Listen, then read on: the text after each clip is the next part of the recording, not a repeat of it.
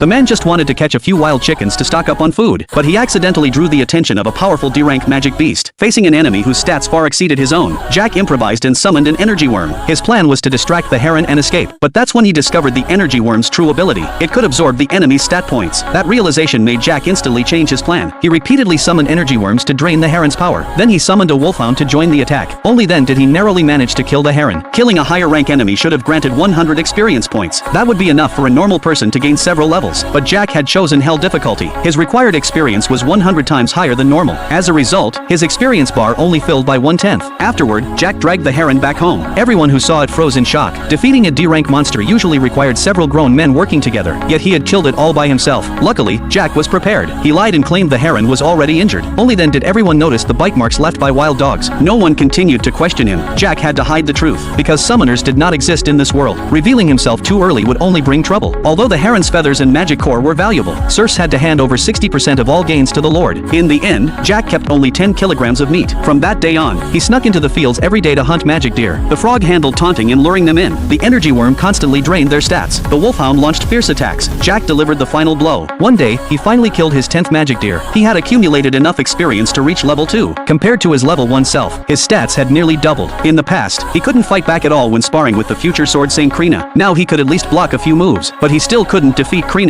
As his kill count continued to rise, Jack's strength eventually became impossible to hide. His parents had noticed long ago, but chose to remain silent. Jack decided to confess on his own terms. He claimed he received a divine revelation at birth. The gods had granted him extraordinary intelligence and strength, but he also had to undergo a nearly impossible divine trial. That was why his stat panel looked abnormally low during appraisal. The only thing Jack hid was his true class, because in this world, magic beasts were humanity's mortal enemies. A summoner who could call forth magic beasts would naturally raise suspicion. His parents didn't press for details. They only felt heartbroken that someone so young had to carry such a burden, while they themselves had become a liability. His mother was heavily pregnant. His father was still recovering from serious injuries and couldn't work the fields. Without Jack, the family wouldn't survive the winter. His parents told him to keep the secret, but there was one exception. That person was his father's close friend Gerda. To Jack, Gerda was like a second father. Most of Jack's practical knowledge came from him. Although serfs weren't allowed to leave the village, they could occasionally go to town to purchase supplies. Gerda always took Jack along to learn market prices, helping him avoid countless pitfalls. From Gerda, Jack learned that a serf could become a commoner by paying 10 gold coins. 1 gold coin was equal to 1,000 silver coins, and 1 magic deer could be traded for 10 silver coins. That meant killing 100 magic deer would buy his freedom. That became Jack's new goal, because becoming a commoner meant he could leave the village and gain access to far more magic beasts to hunt, allowing him to level up much faster. He once considered buying weapons to improve efficiency, but the prices were far too high, so he gave up. Jack planned to keep hunting magic deer and saving gold, but then bad news arrived. Just as his father had barely recovered, the Lord issued a new order. From now on, every hunt would require 15 wild boars instead of 10, and civilians would be sent along to assist. A heavy cloud fell over everyone's hearts. Jack's father had been seriously injured by a wild boar before. Now the required number had increased by 50%. The danger was far greater than before, but if they refused, their land would be taken away. They were pushed into a dead end. In the past, Jack might have been powerless to intervene, but now that his family knew his strength, he refused to stand by and do nothing. Jack decided to personally join the hunt. This is a world where schools assign you a girlfriend. Students live and study together as married couples. Everyone is excited about this course, but Jack couldn't care less. To him, games were way more fun than girls. Just then, a sharp shout came from behind him. 3 girls dressed like hot popular girls appeared behind him. Jack immediately stepped aside to let them pass. Seeing his best friend staring at them like he was hypnotized, Jack couldn't understand it at all. At that moment, the school heartthrob walked toward them. The girls who had looked cold a second ago instantly rushed over to him. That made Jack feel speechless. Soon class began. While Jack was bored out of his mind, the girl next to him started talking to him. She was his childhood friend and first love. Her name was Jenny. Even though Jack had never confessed, she had always been the one in his heart. The teacher soon began explaining the rules of the couple internship, but Jack wasn't paying attention at all. He was secretly calculating the odds of being paired with Jenny. Even though it was only 1 in 80, Jack chose to believe in miracles. But what he didn't expect was this. His assigned partner was one of the hot girls he'd just seen. Her name was Mary. Both of them were extremely unhappy with the arrangement. They barely exchanged a few words before they started arguing. But suddenly, the score on the wall display dropped into negative numbers. They froze in shock, because this score didn't just decide whether they could graduate. It had another function as well. If they ranked in the top 10 of their grade within a month, they could apply to change partners. Mary decided to get closer to Jack to raise their score, but just imagining getting close to her made Jack's face burn red. Before he could even react, Mary hugged him directly.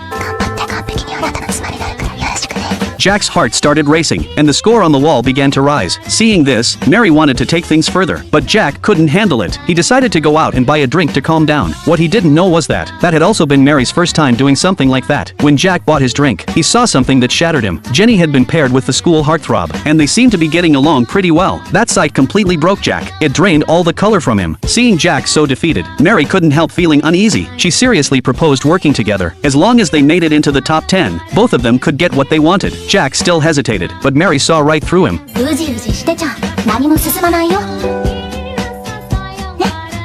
Still, Jack had no confidence. He felt he had nowhere near Mary's experience. His gloomy attitude earned him a round of mockery from her. Just then, the doorbell rang. It was his best friend inviting him to an anime convention. Jack quickly put on his shoes trying to escape, but Mary wasn't going to let him off that easily. She said a goodbye kiss was the most basic thing between a married couple. Jack couldn't accept that at all, but the doorbell kept ringing, and Mary's teasing didn't stop either. Pressed from both sides, Jack had nowhere to retreat. In the end, he steeled himself and leaned in to kiss her. What he didn't know was this: the kiss Mary meant wasn't a kiss on the lips. The man once believed he was the only absolute god in this other world. That was until he personally witnessed another god-level being. Only then did he realize he wasn't the strongest. As time passed, the rules of this world became clearer. It turned out that if a traveler abandoned any one of the 3 core desires, they could step into the realm of an absolute god. But Jack had no idea about any of this at first. As soon as he and his companions arrived in a new city, they were hit with the harsh reality of survival. In this world, monsters didn't drop gold. If they wanted a stable life, they had to work. But ordinary jobs barely covered basic needs. To give everyone a better life, John decided to gather information at a casino. It was a place where all kinds of people mixed, and information flowed freely. At first, the plan went smoothly, but when it was Jack's turn to collect intel, the vibe suddenly shifted. His looks pushed to the absolute extreme got him nothing but disgusted stares the moment he showed up. Meanwhile, Jenny was having a blast at the gambling table. At first, she was just playing for fun, but when Jack asked about the balance, he almost broke down. The original 50,000 was down to 30,000 in no time. Just as Jack was stressing out, a man wearing sunglasses approached them on his own. He introduced himself as Anderson, the casino floor manager. He invited Jenny to a private VIP room to talk, because her gambling style was astonishing. No matter the game, she went all in every time. The casino assumed she was a rich heiress. They wanted to lure her in with a lifetime VIP membership, but Jack immediately sensed something was off. At his suggestion, Jenny said she needed time to discuss it with her companions first. After they left the room, Mary, the last member of the team, turned serious. Her instincts were screaming a warning. Anderson's status bar clearly said, "Will never be deceived." That meant Jenny had already been marked as a sacrificial lamb. The intel John gathered confirmed it. He investigated all the high-paying job listings. Every single one pointed back to the casino, but 99% of applicants were eliminated during interviews. According to an insider, his friend once worked here as a detective assistant, but a few months later, he vanished without a trace. Even his residency records were completely erased. Mary found a box near the casino's back door. When she opened it, everyone sucked in a sharp breath. Inside were human fingers. At this point, all evidence pointed to the casino. Jack and the others decided to get involved. Jenny volunteered to go undercover. They would use Anderson's invitation as their entry point. Everyone agreed to the plan. Mary warned them all. Anderson's ability might allow him to see through lies and trigger a special effect once exposed, so under no circumstances could they lie. Once everything was ready, they moved into action. Jenny disguised herself as a socialite and entered the casino. Jack had trained her in advance on how to respond. By now, Jenny had mastered a key skill: dodging questions without telling a single lie. Unlike the casino above ground, the underground casino had more staff than guests. Anderson sent his subordinates to handle Jenny. Jack was mistaken for her bodyguard. While talking to Anderson, his men in the distance quietly recorded Jack's information. This caused a fatal misjudgment. They assumed Jack was a warrior class and believed magic would be enough to deal with him. Soon after, Anderson left temporarily for other business. Their operation officially began. Jenny deliberately gave the staff a hard time to stall for time. Jack pretended to have a stomachache and headed to the restroom. He activated his transformation skill and turned into a bat. Then he followed Anderson into his office. To be safe, Jack had already set up spatial magic in advance. If anything happened to Jenny, he could instantly teleport to her side and protect her. The man thought that after evolving into an evil dragon, no monster at the same level could stand a chance against him. But what Jack never expected was that a random slime by the roadside was something he couldn't even identify. His status screen was completely filled with unreadable data. Faced with something this unknown, he didn't hesitate and immediately turned around and ran. Luckily, the slime didn't chase him. That encounter taught Jack a harsh lesson. He would never underestimate any monster again. He decided to stay low-key until he evolved into his complete form. That's when he noticed a pot lying nearby. He planned to pick it up and use it as storage, but to his surprise, it turned out to be a monster. After identifying it, he learned it was a D-rank pot turtle. Aside from its extremely high defense, it was nothing special. That finally made Jack relax a little. He decided to kill it to release some built-up stress, but his attack only made the turtle lose a single point of HP. Jack planned to slowly wear it down with repeated attacks. What he didn't expect was that the pot turtle could heal itself. That instantly made the fight much harder. Then Jack noticed the cliff nearby and got an idea. He decided to use the terrain and throw the pot turtle off the cliff.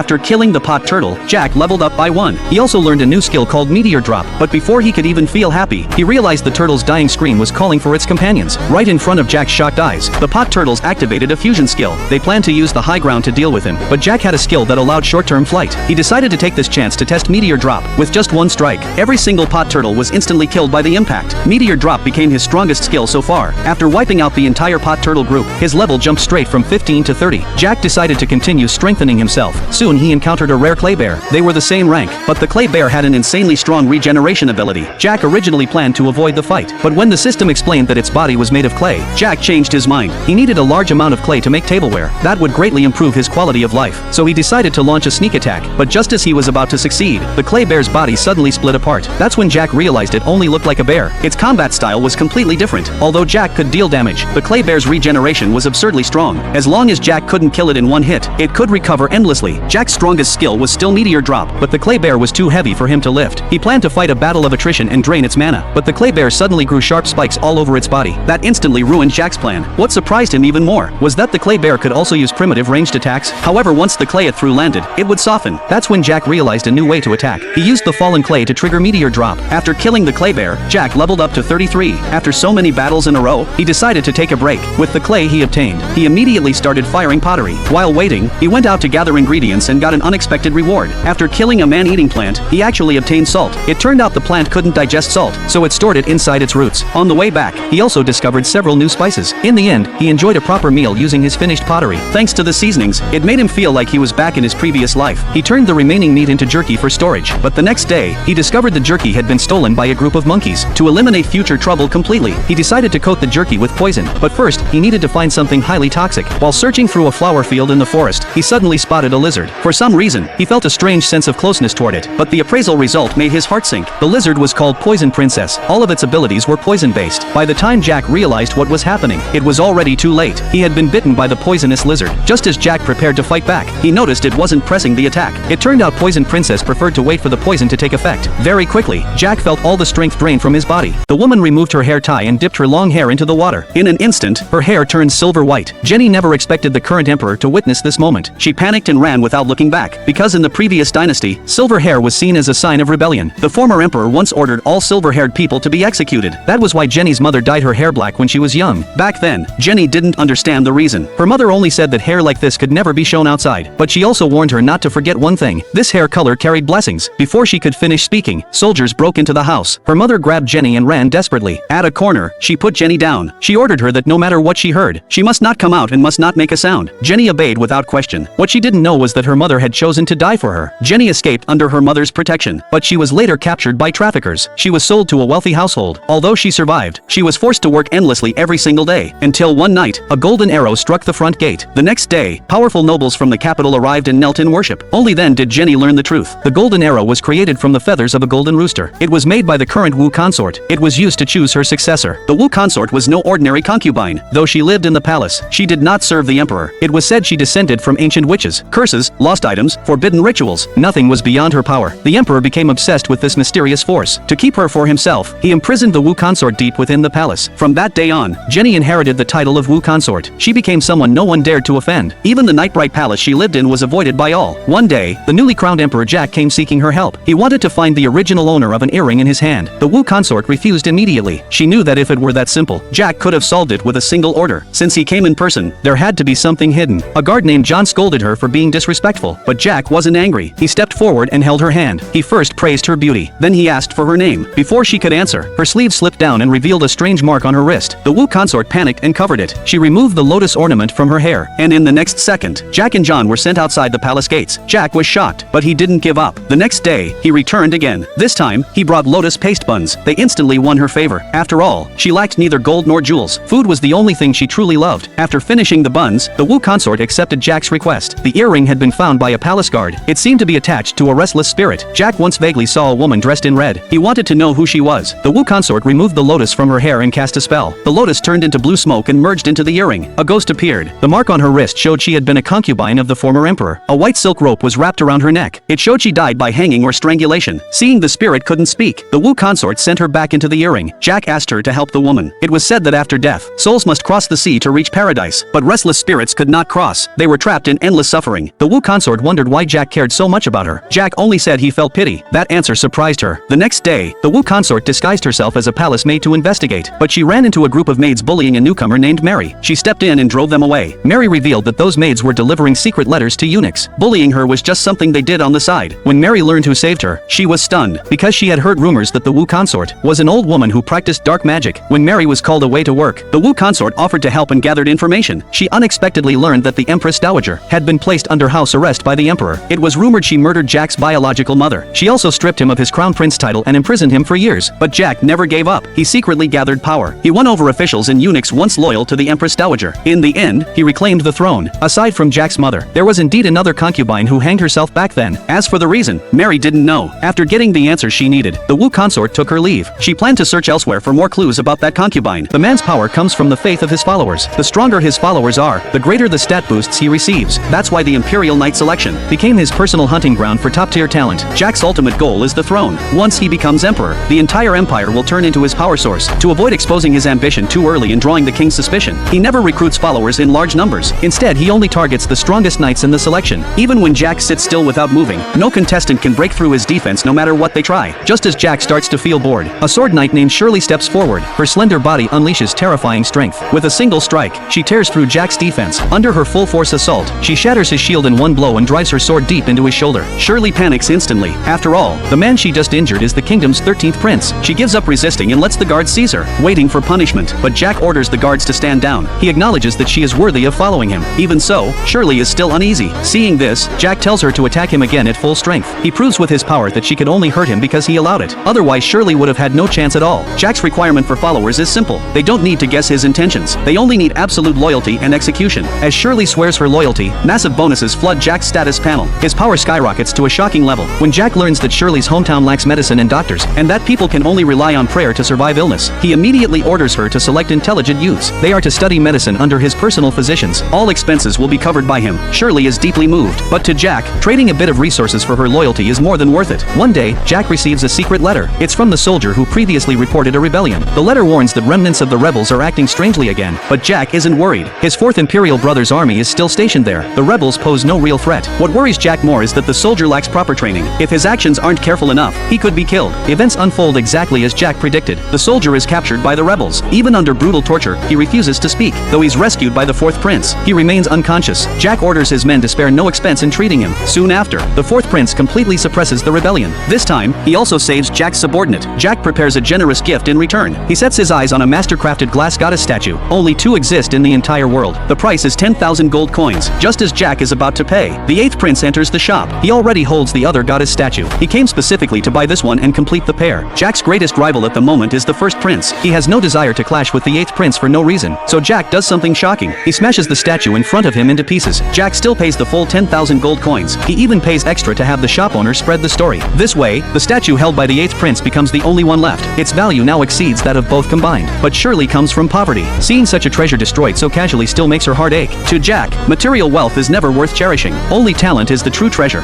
お前とかな。天下、私一生ついていきます。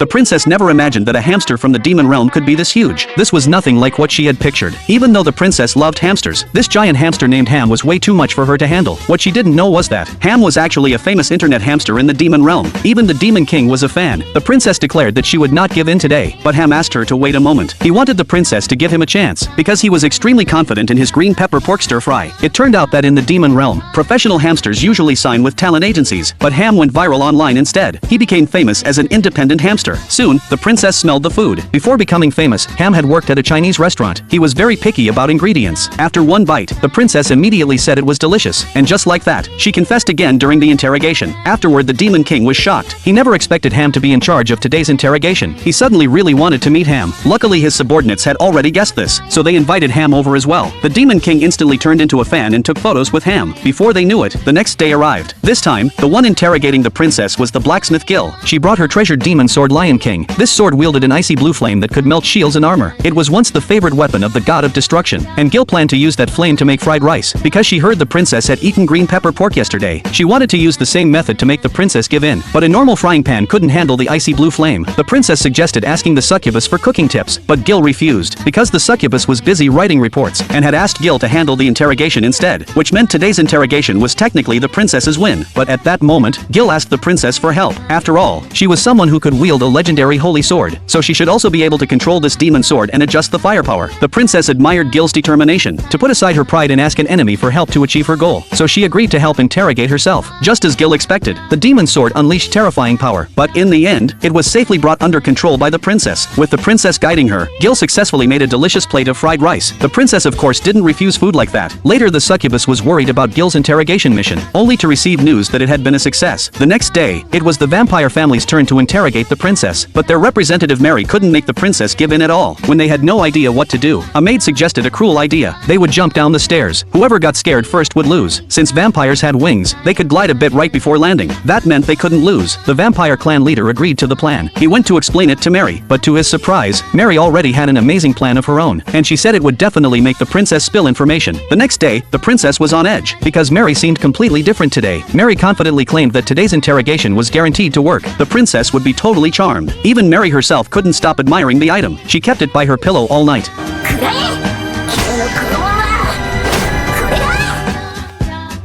That's when Mary realized she forgot to bring it. She immediately turned around to go get it, but on the way, thinking about how she stayed up all night preparing, and the hopeful encouraging looks from her clan, she couldn't help but start crying. At the same time, the princess chased after her with the succubus. Just as the princess expected, Mary was crying, but she quickly pulled herself together. From the succubus, the princess learned that Mary's home was only a 10-minute walk from the Demon King's castle, so the princess decided to return to the cell and wait for her. The interrogation tool Mary prepared was a small pink teddy bear. She had made it herself. The princess was overjoyed. She revealed a piece of information. Her little sister sleeps every day hugging a stuffed toy. This man had top-tier support abilities. In just a few years, he turned his team into the strongest in the world. But because he was extremely popular with the female members, the team leader became insanely jealous. To have a legitimate reason to kick Jack out, the leader deliberately slashed a dragon's eye during a battle. The dragon instantly went berserk. The difficulty of the fight multiplied in seconds. The entire team nearly got wiped out. Afterward, the leader gathered a few members and dumped all the blame for the failure onto Jack. Seeing that no one dared to speak up for him, Jack didn't even bother arguing. The next day, he quietly prepared to leave the royal capital, but right at that moment, a red-haired girl rushed over in a panic. She was the team's vice-captain Jenny. She had just heard that Jack was kicked out of the team. Even though she didn't know the exact reason, she knew the team became elite only because Jack supported everything behind the scenes. If Jack was gone, the entire team would fall into chaos. She begged Jack to stay, but Jack said his adventuring days were over. All he wanted now was to live quietly as a chef. Seeing this, Jenny stopped trying to persuade him. After saying goodbye, Jack arrived at a small border town. He decided to open a diner there. He had planned everything long ago. For example, he didn't need to buy a refrigerator, because he could use ice magic. The building had to be cheap, since he planned to renovate it himself. After buying all the necessities, the only thing left was hiring a server. Just then, noise nearby caught his attention. When Jack went to check, he saw slave traders selling people. Jack didn't want to get involved, but the girl's hopeless eyes reminded him of his own desperate youth. As people started bidding, Jack suddenly shouted a price of 1 million. He thought that would scare everyone else off, but the grocery store owner raised it to 1.5 million. Jack wasn't exactly rich, and he still needed money for renovations, but he couldn't bring himself to let the girl fall into a monster's hands, so he gritted his teeth and raised the bid again. In the end, he bought the girl for an outrageous price. That's when he learned her name was Adu. Jack bought her new clothes, but even after changing into clean clothes, the darkness in Adu's heart still hadn't faded. She didn't know what she was supposed to do. Jack told her she didn't have to do anything, because she was free.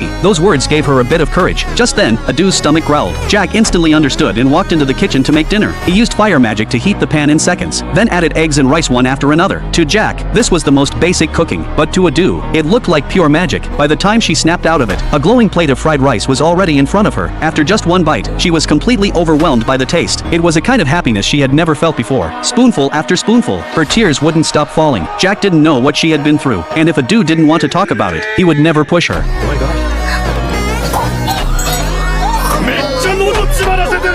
After that day, Adu slowly became more cheerful. She started volunteering to taste new dishes. She also helped decorate the shop. The two grew closer and closer, like a father and daughter. When everything was finally ready, Jack's diner officially opened, and together, they were ready to welcome their very first customer. This was the girl's first time soaking in a hot spring with a man without wearing a bra. Jack quietly opened his eyes. Seeing that the girl was still wearing clothes, he finally let out a breath of relief. But what he didn't expect was a nearby tree branch catching the corner of Mary's clothes. That scare made Jack instantly cast a memory erasing spell on himself. The smoothness of the move left John was was watching this memory completely stunned. By the time Mary finished fixing her clothes, Jack was already acting like nothing happened. That made her think Jack wasn't interested in a girl like her at all. But then Jack directly told her he was only 20 years old. Mary was shocked. She never expected Jack to be the same age as her. Luckily Mary had no memories from before age 9, so she had no idea who was actually older. She asked Jack to use a memory revealing spell on her. Jack didn't refuse, but Mary's earliest memories were only blood and a carriage. She had been taken away by goblins in a wagon. Village guards were the ones who saved her, maybe because she hit her head. She couldn't remember anything from before that. All she had left was a birthday card her sister once gave her. Later she was adopted by a priest and named Mary. She grew up that way, which meant even her birthday wasn't accurate. Jack fell silent. He never realized how much Mary treasured her memories, yet he had erased her memories twice without her consent. When Mary learned this, the light instantly vanished from her eyes. She stood up angrily. With a grim expression, she demanded to know which memories Jack had erased. Jack didn't hide anything. He said the first time was after defeating the goblin army. The second time was the memory of conquering the deep dark labyrinth. Only then did Mary realize that Jack was the real hero. On top of repairing the barrier city's shield, Jack already had achievements worthy of a legendary hero. She couldn't understand what Jack was really thinking. What she didn't know was that the barrier was originally destroyed by him.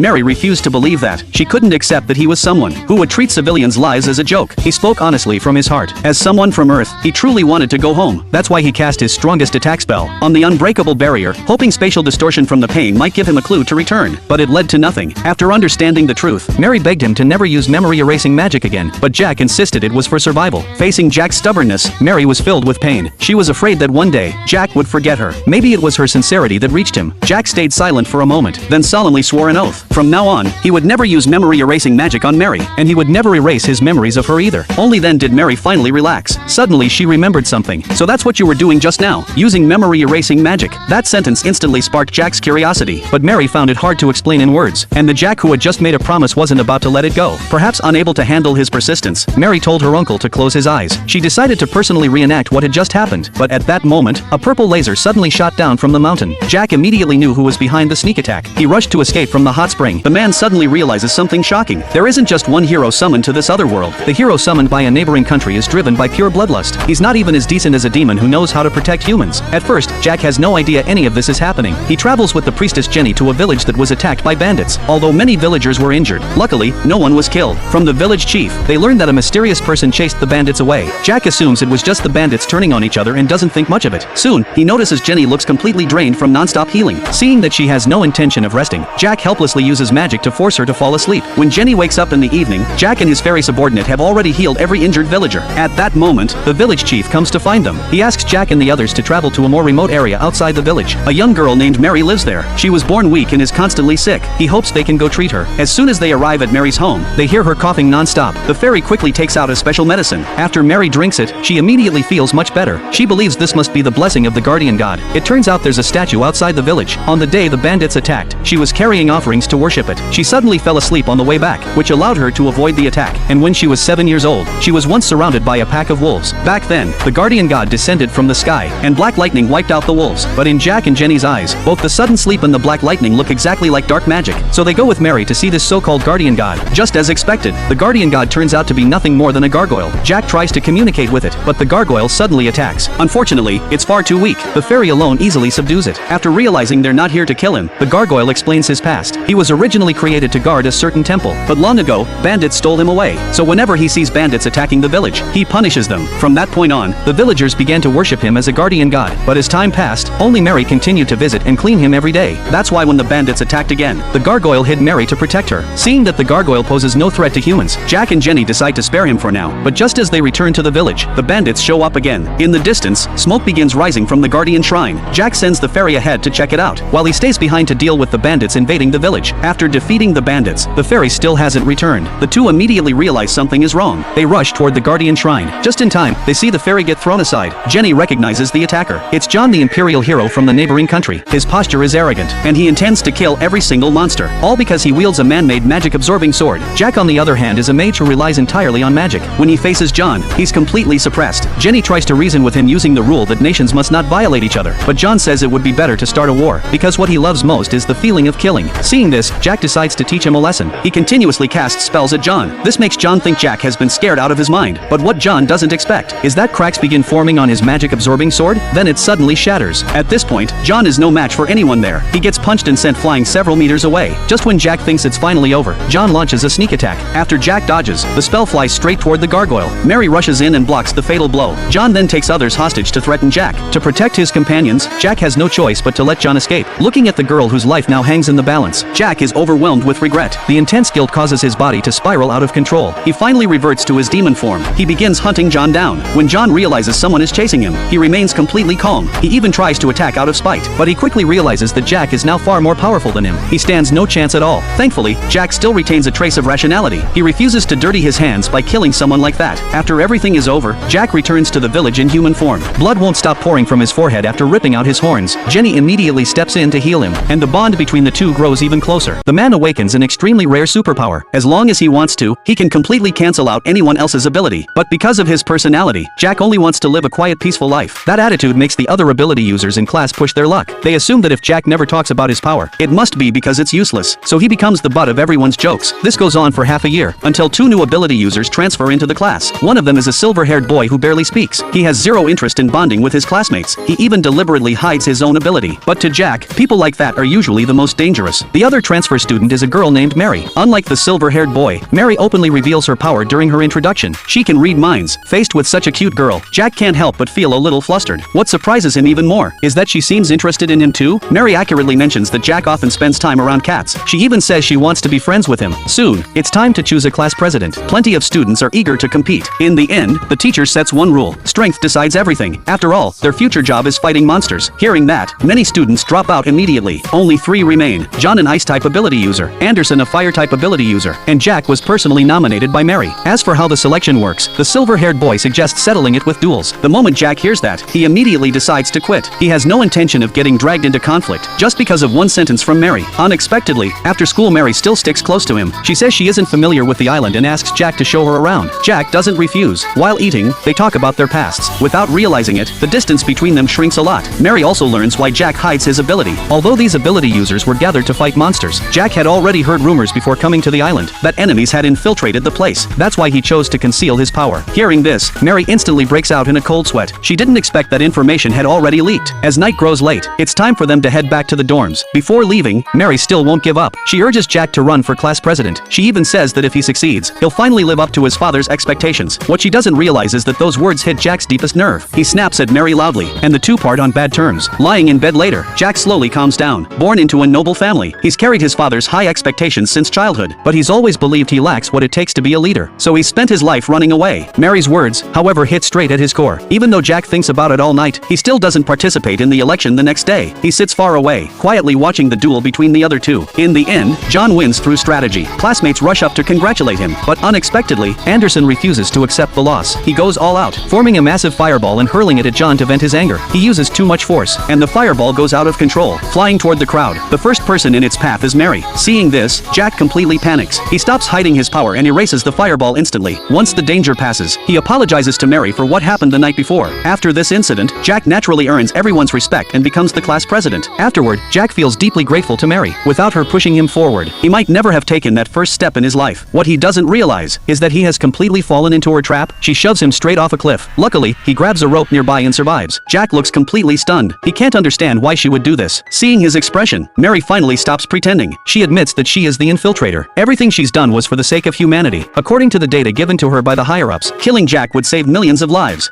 人類のために死んでください。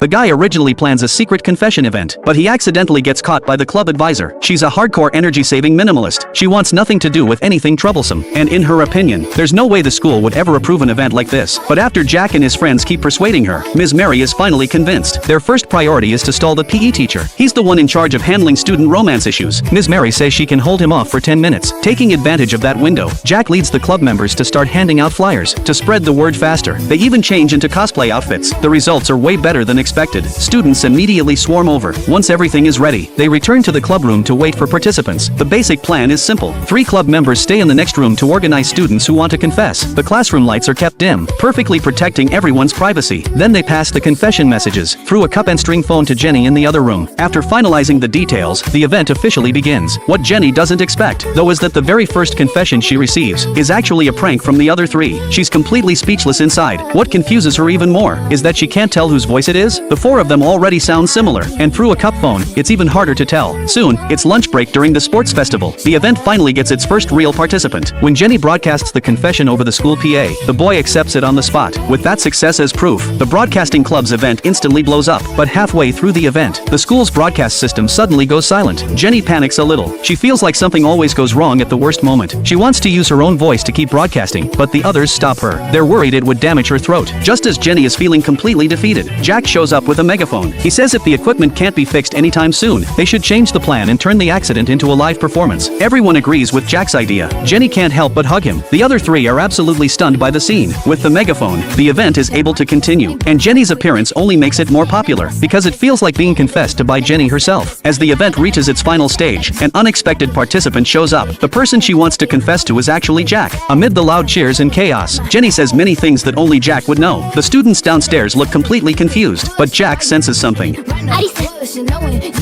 アリス愛してる The moment he hears it, Jack realizes his first love has appeared. He immediately runs to the broadcasting club, wanting to know who confessed to him, but Jenny's face turns bright red. She says she doesn't know who the confessor is. Jack notices her trembling hands. Suddenly, he realizes that if he asks for a name directly, the whole event loses its meaning. So he changes the subject and praises Jenny for doing a great job, saying he just came to tell her that. At dusk, Jack receives a message from his first love. She tells him she's waiting at the broadcasting club. When Jack arrives, he picks up the cup and string phone on the ground. His first love's voice comes through it. Jack immediately asks what that confession earlier meant. She says she doesn't want to hide from him anymore. Only then does Jack understand. She called him there because she wanted to meet him face to face. The little succubus bought a dragon egg. She thought it would hatch into a mighty dragon any day now. Then she could ride it and rule the world. But the moment the shell finally cracked open, what popped out was just a common little bird. Because it looked so cute, Jenny named it Mary. Watching this scene made the adventurer Jack feel warm inside. It reminded him that he once had a puppy too. That was one of the few happy memories from his childhood. Until one rainy season hit. He couldn't get any job requests. He went 2 or 3 days without eating, so he turned his attention to the puppy. Let's just say he ended up having a full meal. That story left everyone completely shocked. They all warned Jenny to keep a close eye on Mary. After lunch, Jack took Jenny into the dungeon with him. Mary followed along too. When they ran into slimes on the road, Jenny told Mary to stay quiet, but Mary suddenly chirped loudly. That caught the slimes' attention. Jenny and Mary got defeated by the slimes right away, and not just once. They lost 10 times in a row, because Mary made noise every single time. This made Jenny extremely nervous. She was worried Jack might eat Mary because of it. To prove Mary could still be useful, Jenny decided to have Mary guard the house, without Mary causing trouble. Jenny went on a rampage inside the dungeon. Her level even reached level 3. She felt incredibly happy about it, but the moment she got home she was stunned. Mary had completely trashed the house. It even pooped all over Jack's bed. Jenny felt totally helpless, so she tried teaching Mary how to do chores, but Mary fell flat on the ground after just a few steps. A nearby waitress named Natalie said Mary had just been born. There was no need to rush things. Besides, Jack wouldn't eat pets anymore anyway, but Jack's gentle smile gave Natalie chills. The next day Jack had to patrol around the village, so Jenny stayed behind to train Mary to work. After a full morning of practice, Mary actually improved a lot, even though it was still pretty clumsy. Meanwhile, while patrolling, Jack found rabid bear droppings. That was an extremely dangerous monster. He immediately reported it to the guild. The guild officially assigned Jack to hunt the rabbit bear. Jack returned to the mountains to search for it again, but all he found were animal corpses. He knew if this dragged on any longer, there would probably be human casualties. He decided to search for one more day. The next day Jenny followed Jack into the mountains, but not long after they started searching, Mary wandered off from the group. When the two of them chased after her, they realized Mary had sensed other birds nearby. Mary started chirping in bird language. Then a giant bird suddenly sent out a signal into the forest. Its call was deafening. Soon the entire forest responded. Bird calls echoed everywhere. Mary quietly gathered the information. After learning the rabbit bear's location, she immediately led Jack and Jenny to a small stream. The rabbit bear was right there. Jack didn't hesitate and rushed forward. His overwhelming strength quickly took down the rabbit bear. All of this was thanks to Mary's intel. Even Jack had to admit her contribution. Afterward Jenny worked desperately hard, all just to become more useful than Mary. Using production magic, the man created an entire lake, but it unexpectedly attracted a rare mermaid. He tried to talk to the mermaid girl, but she gave no response at all. Jack assumed they didn't speak the same language, so he offered her some grilled meat skewers as a friendly gesture. She was still cautious at first, but her curiosity eventually got the better of her and she took small bites. When she realized it was meat from an armored subdragon, the mermaid girl was completely shocked. She wondered who could have possibly defeated such a monster. When she learned Jack was the one who killed it, she instantly disappeared underwater. Jack thought she was gone for good, but the next day, the mermaid girl returned with her entire clan. The mermaid chief immediately explained why they came. He wanted to marry his daughter Jenny to Jack. It turned out their territory had been invaded by armored subdragons in recent years. They desperately needed a powerful protector. After hearing the reason, Jack refused the marriage proposal, but he promised he would protect them. He immediately built 2 resting shelters for the mermaids. After that, Jack planned to construct a sewage treatment system for his territory, but the project required water from the lake. There weren't many villagers who were skilled swimmers. The mermaid chief volunteered to help, since they were experts in water.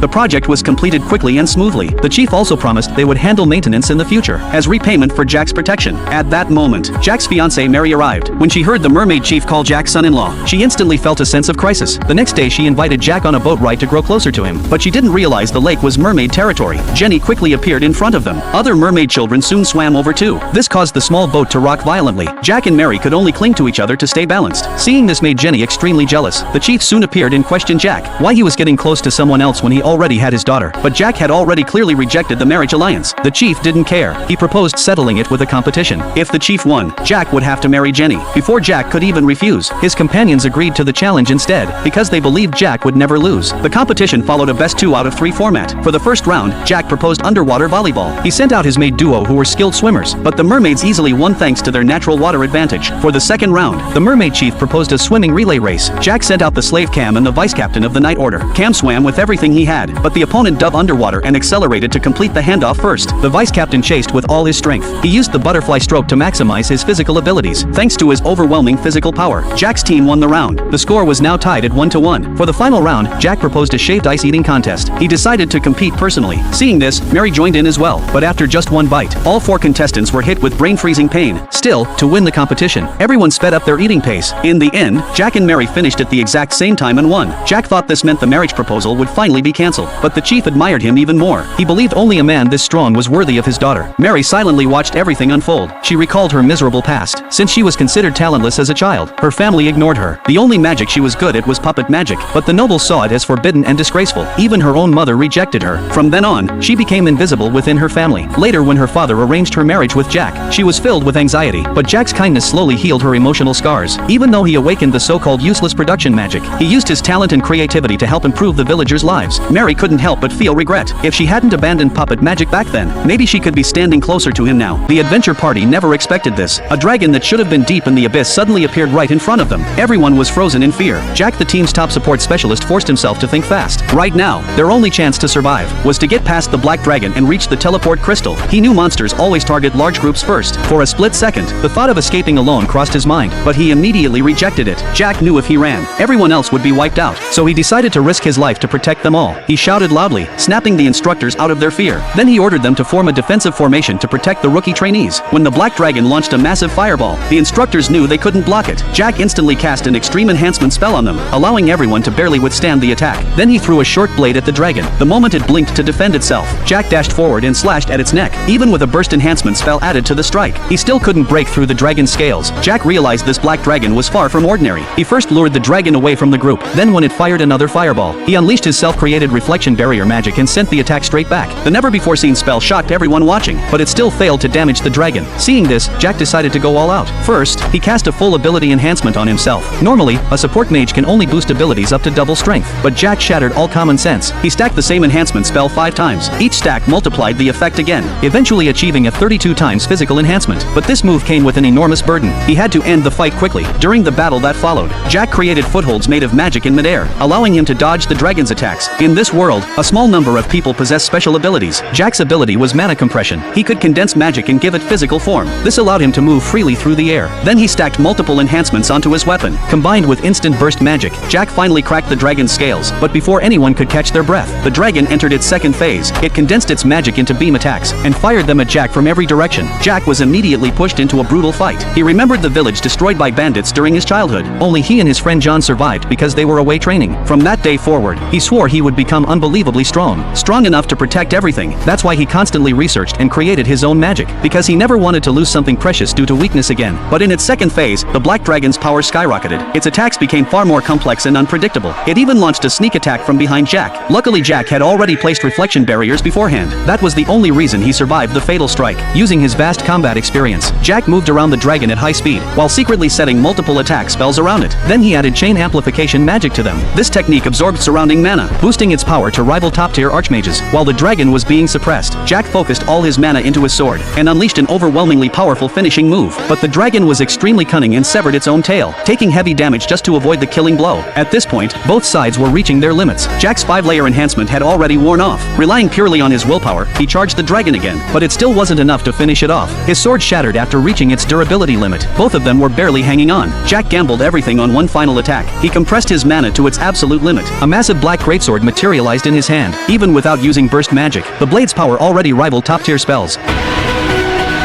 Wait up!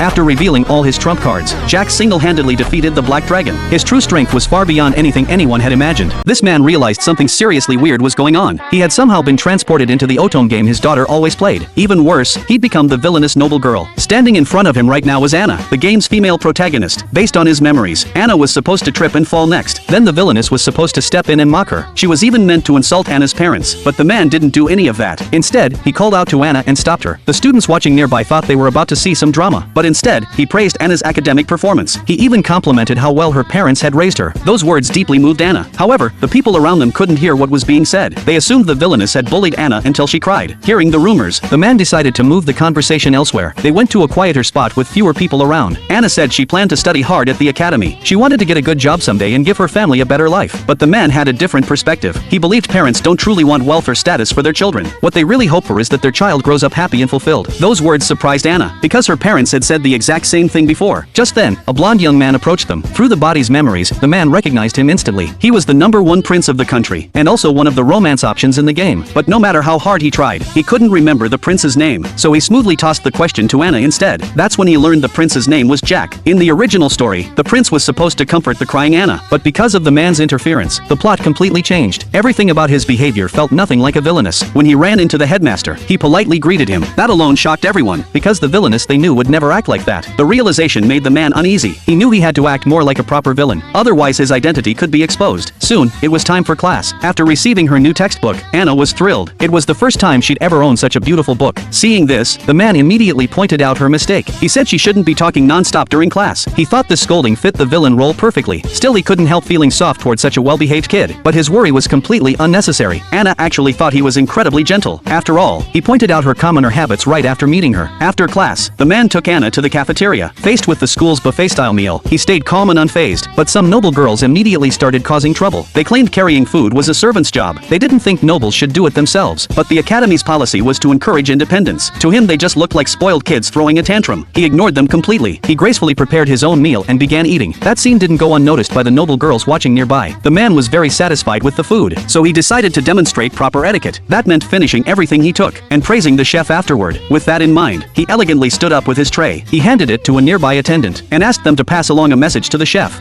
シェフにお伝え願いますかしら。とても良いお味でした。と。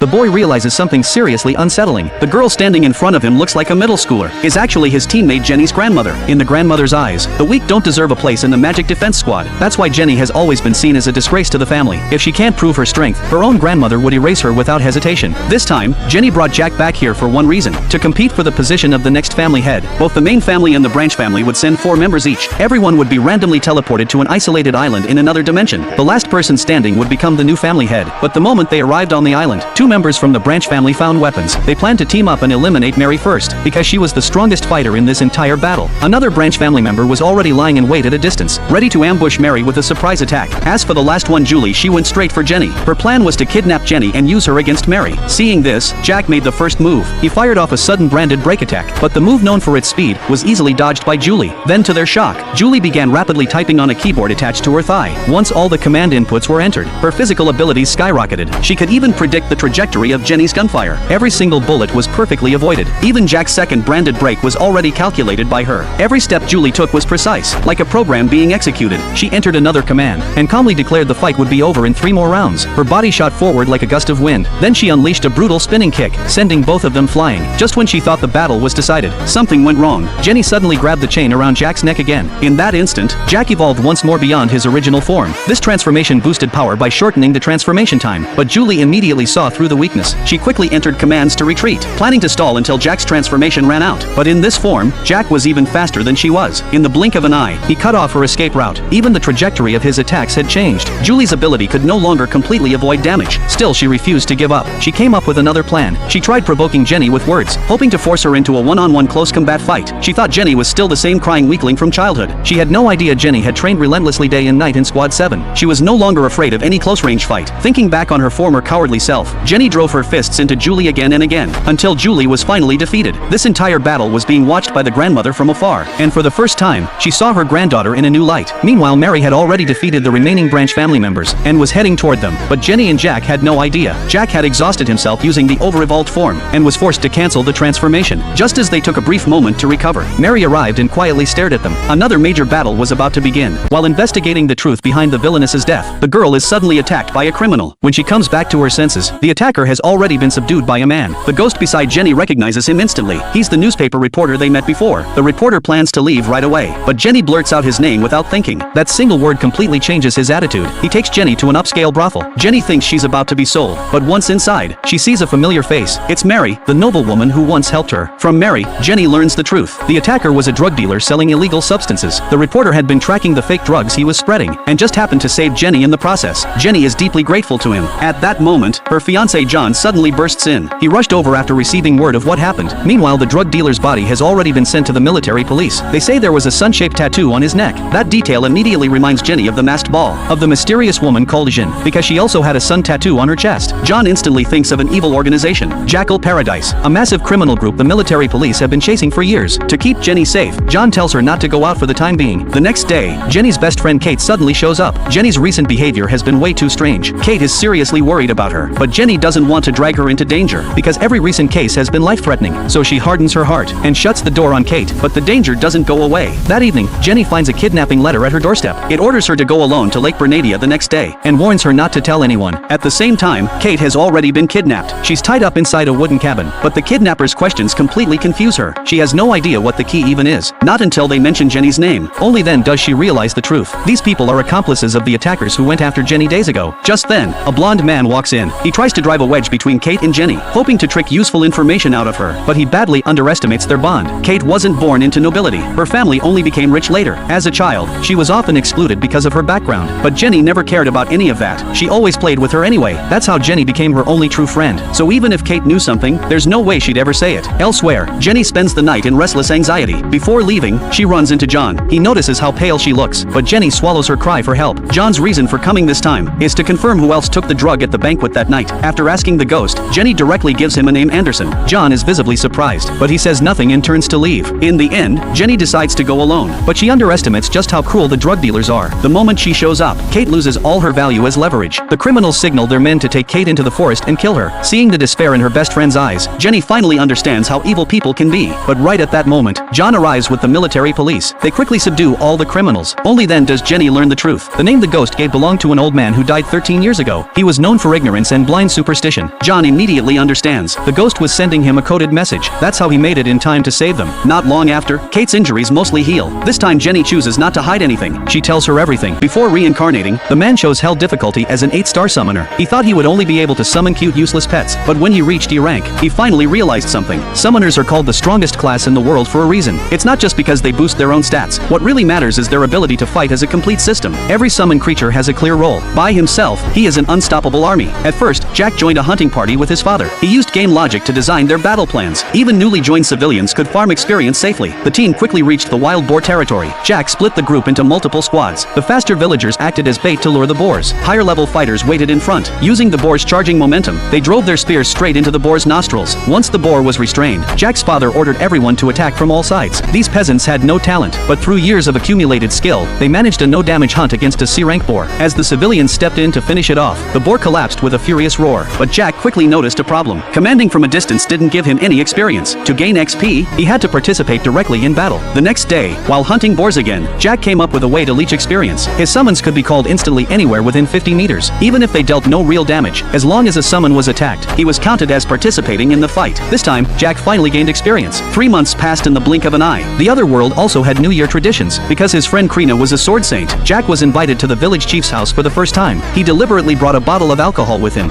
After all, both his father and the neighbor Gerda were heavy drinkers. He used the alcohol to get them interested first, then proposed an arm wrestling bet while they were drinking. If he won, they would let him join the boar hunt. Jack had prepared for this in advance. He switched all his summons to strength boosting cards. Gerda was confident at first, but the moment Jack applied force, Gerda was slammed down instantly. Everyone was completely shocked. However, when his opponent became his father, Jack was crushed without a chance. His father was among the strongest even at C rank. That completely shattered Jack's plan to join the hunt. Before long, Jack turned 7 years old. His summoning level had reached level 4. Now he could not only summon E rank creatures, but had also gained a storage skill. After testing it himself, Jack realized it was an unlimited storage space. This left him confused. Based on his gaming experience, essential items usually only appear when you actually need them, but right now, he had no need for storage at all. Jack didn't overthink it. He decided to summon an E rank creature to check things out. That's when the system told him he needed an E rank magic stone. This had never happened before. Fortunately, only D rank and above magic stones were valuable. He had collected plenty of E rank stones in the past, but when he tried to summon using the stone, the system told him to throw it into the storage space instead. At that moment, Jack finally understood the true purpose of the storage. The summoning succeeded perfectly. A magic butterfly with a 1-meter wingspan appeared before him. He then tried summoning other types as well. After testing everything, Jack decided to hunt monsters on his own. Bird-type summons could act as early warning scouts. The moment danger approached, they would appear to alert him. In the next second, a C-rank boar suddenly charged out. It slammed Jack to the ground instantly. Luckily, plant-type summons could heal injuries. His wounds healed almost immediately. The moment the boar charged again, the magic butterfly flapped its wings and scattered powder to restrain it. A saber-toothed tiger leaped in right after, its fangs sinking deep into the boar's body. Suddenly, a second boar appeared. At the critical moment, a defensive summon automatically moved to protect its master, and firmly blocked the surprise attack. To raise the girl into a proper demon heir, Grand General Mary decided to put her through a transformation trial. Step 1 was drawing the magic circle. Step 2 was imagining the form she wanted to become. The final step was stepping into the circle and chanting the spell. Mary wanted her to turn into a monster and attack human slaves. She believed that might awaken the girl's hidden brutality. But Jenny didn't even know what monsters were supposed to look like, so Mary had no choice but to demonstrate herself. After chanting the transformation spell, a massive demonic beast appeared inside the mine. Mary hoped Jenny would become strong and terrifying, so she could hide her own weaknesses. Soon it was Jenny's turn to try transforming, but once the spell ended, she only grew a cute little tail. Mary was completely helpless. She stressed that terrifying monsters needed sharp fangs, their wings should blot out the sky, their ears should hear everything, and they needed a deadly horn. But the more Jenny transformed, the more she looked like a mascot. Mary couldn't figure out what went wrong, but when she saw the horn Jenny created, she completely lost hope. Left with no choice, Mary took out her hidden treasure, the shapeshift flower, an item that directly alters body size. As long as you sprinkle the pollen, you can turn into a giant monster. Since Jenny couldn't transform on her own, Mary decided to use external force to finish the trial. In the next moment, Jenny's body rapidly expanded. She instantly became Giant Jenny. She ran around the Demon King's castle, and the familiar scenery looked completely different. But she didn't forget her trial. She quickly returned to the mine. Mary ordered her to attack the human slaves. Jenny didn't hesitate and rushed toward the crowd, but only because she saw rocks about to fall. She instantly stood over 2 humans, shielding them with her body. After the heavy impact, Jenny returned to normal. A huge bump swelled up on her head. The human slaves asked her worriedly if she was okay. Jenny smiled and said it was fine. But once she returned to Mary, she couldn't hold back her tears. She remembered Mary's teachings clearly. When using transformation magic, you must hide your weaknesses. Mary was deeply moved when she heard that. With her comfort, Jenny finally smiled again. The next day, Jenny was playing in the city. She ran into her mentor Julie was job hunting. Julie had quit her succubus job, and was standing at the job board completely stressed. Jenny said she wanted to learn Julie's prank skills. Hearing that, Julie suddenly had an idea. She took Jenny to see Mary, and demanded a showdown to decide who was more fit to be Jenny's aide. She believed pranks were better at developing evil talent. Jenny even brought out inventions they had made together, and invited Mary to try them out.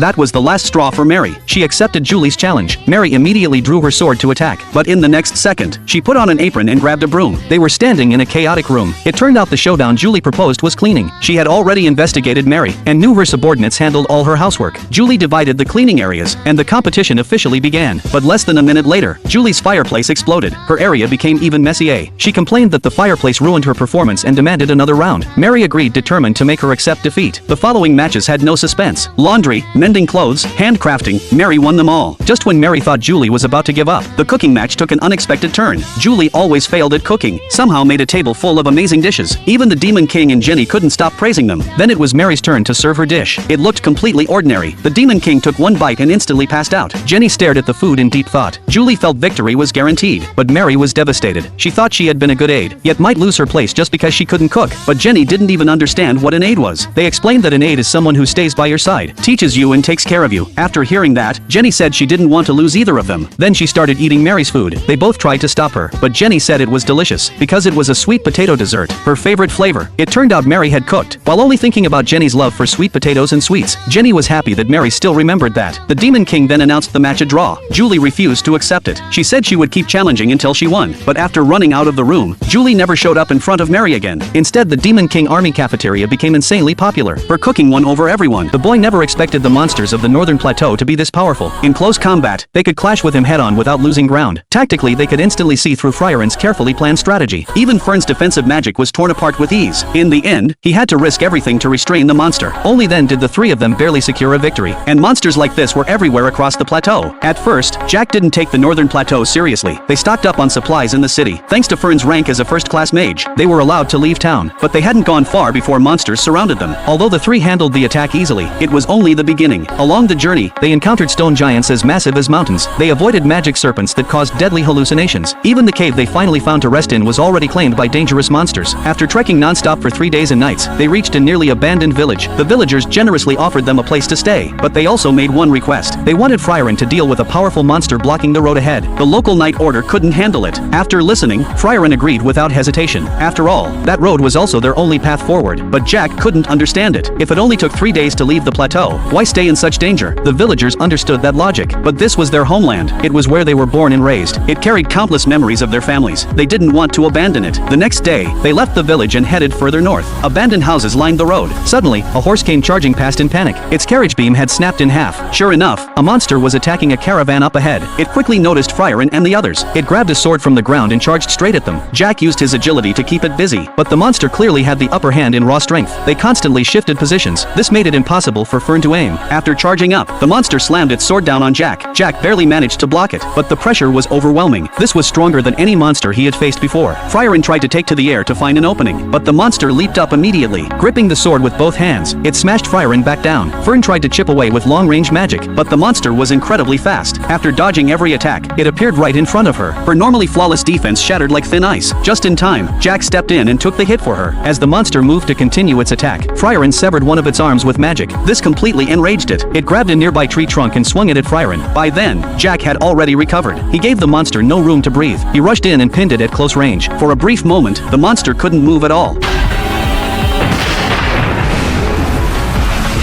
Thanks to Fern's protection, Jack wasn't injured, but after facing such a powerful enemy, he saw his own weaknesses clearly. Then Frieren told him the monsters ahead would be even stronger. Jack suggested taking the sea route instead. Even if it cost more, it would be worth it. Hearing this, Frieren smiled. She said she once told the same thing to a hero long ago, but his answer was different. He said they chose this path precisely because it was dangerous. Many people lived on the northern plateau. Being a hero wasn't just about protecting your own home. It was also about protecting the homes of others. Those words reminded Jack of the people he had met before. They also reminded him of his brother. The brother who once defended their village. The brother who died protecting him. At that moment, Jack felt this path might truly be the right one.